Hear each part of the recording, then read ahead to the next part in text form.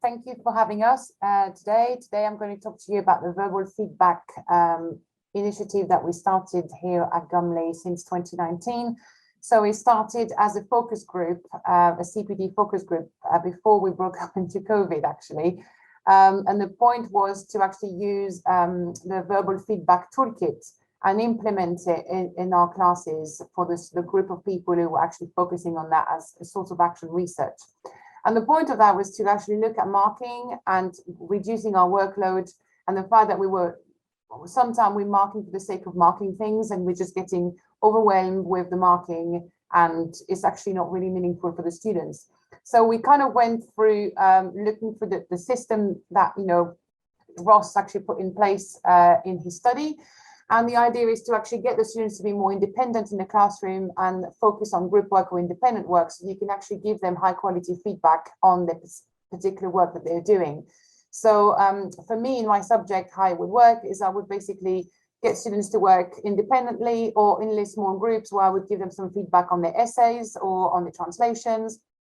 And I would coach them and give them some tips on how to improve, but I will not point the solution at them. I'm actually have some discussion with them about their grammar point, their SPAG, their endings, the gender agreements, etc. Or in essays, I might actually discuss the structure, their point, evidence, explanation, and actually not mark their work at all.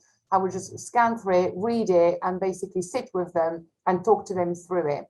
And then once I've actually coached them through improving their piece of work, what they do then is they actually rewrite the essay, and I mark the final piece. I only mark the perfect essay. I don't keep marking and redrafting, and this is, giving a stamp for the sake of doing it. So there's absolutely no written marking on my behalf until I actually get the final piece, which is perfect. So I'm going to show you an example of a student in year 12 who basically 2 or 3 weeks ago was still struggling in writing essays, still struggling to structure things, and using complex sentences in writing an essay. And after coaching her and sitting with her, this is what she's handed it to me last week. So this is her final piece. And the question was to analyze a representation of violence in the movie La Haine. And there you go. So that's, nearly perfect answer for somebody who's actually really, really struggles to actually write and structure an essay. That's actually pretty cool. But I've done absolutely zero marking apart from sitting next to her and coaching her through the structure. And then she went back and actually typed that herself. And I made sure that she doesn't actually use any spell check or any Google Translate. I really kind of help her out with structures, sentence builders, and work through the content. What we do as well is we highlight the excellent parts of a piece of work. So then for future reference, they can actually remember it or reuse it, recycle it. So the highlights here is actually the really good parts that the students can reuse. It's very, very useful for me because I don't need to mark every single essay. I only mark pieces of work that are fantastic. And actually for them, they feel better with themselves because they can see what they can produce after a bit of coaching. And in exam conditions, they're actually thinking about the discussion that we had as well. So it's been very useful for all of us.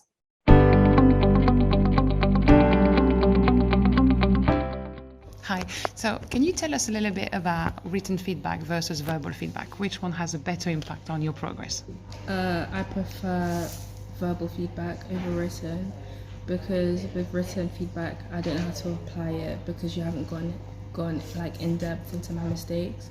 So I can't really apply what you said to my work. And I prefer verbal feedback because it's more in depth, and like in a practical application, my teacher would like sit us down and split us up into our like most common mistakes, and she'd sit with us in our groups and she'd talk to us about how to fix where we've gone wrong.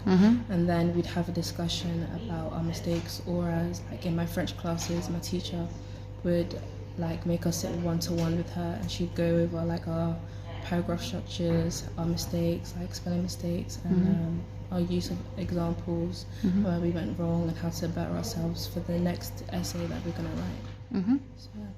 Thank you. No problem. Hello, can you talk to us a little bit about the advantages of verbal feedback for progress instead of written feedback?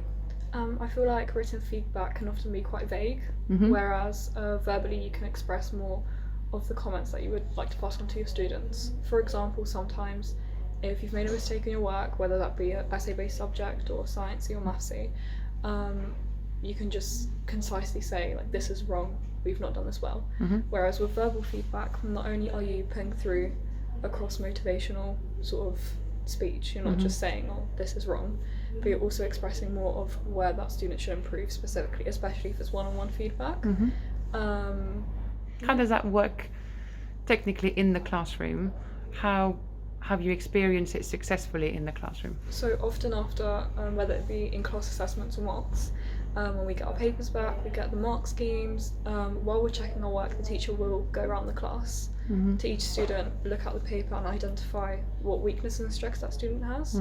So whether it be, oh, your handwriting's not very clear, you've not read your numbers right, or you often struggle with this sort of a question or time management, that's often it's much more useful than just writing down a comment on the front of the paper, especially if it's one-on-one as well. Okay, and how long does that take in the lesson to do this? It's not very long. Usually, to get through a whole class, maybe half the lesson, half an hour, 20 minutes. It doesn't have to be a whole speech or a whole conversation, just to highlight the main things. And then obviously it's also the opportunity to ask the teacher questions back. Whereas when you do that on a sheet of paper, that necessarily doesn't always get answered. Perfect.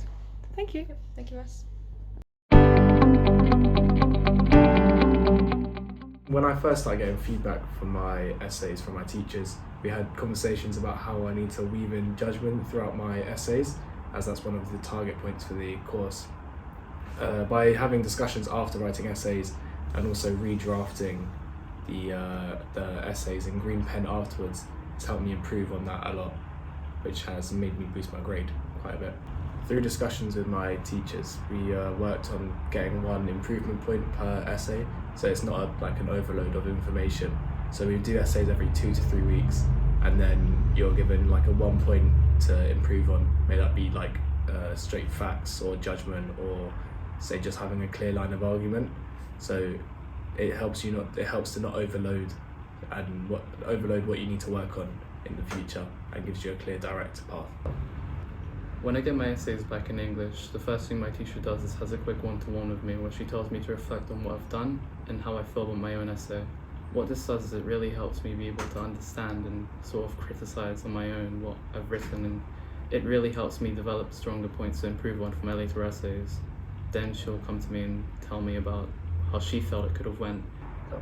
She would then go through with me and tell me where my essay could have improved and given me one clear action point. When I find this feedback really helps me be able to understand how I could develop my essays further, and it gives me a really strong point to go forward from.